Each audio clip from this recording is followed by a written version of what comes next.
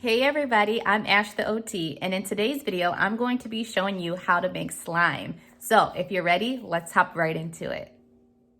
First, let's go over the supplies that you will need.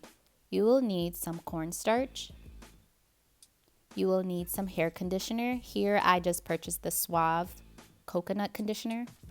You will need food coloring, disposable gloves, an empty bowl, and a spatula to mix with. Let's start by squeezing in an ample amount of hair conditioner. Then you'll want to add in some cornstarch, a little at a time. I did not do exact measurements because it's all based off of the consistency. So next you want to start stirring your cornstarch and your conditioner all together.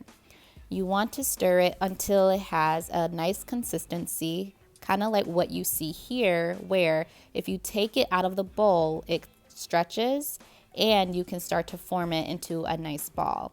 So if you're noticing that it's too much liquid or it's too much cornstarch, just keep adding enough and mix it together so that it makes something like this. Next, you are going to want to put on your pair of gloves so that you can start to add in some food coloring. So choose whatever color you want. I chose blue, but choose whatever color you want to add into your mixture for your slime.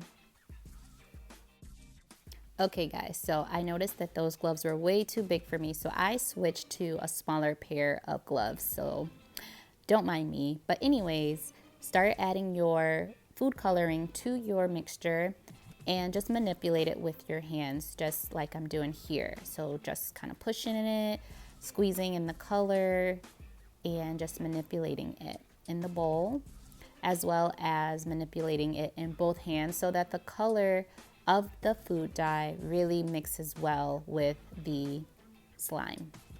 And don't be afraid to add more drops of the food coloring if you need it. And ladies and gentlemen, here you have it, your own DIY slime. So simple and easy to make. You really only needed 2 ingredients, the cornstarch and the conditioner.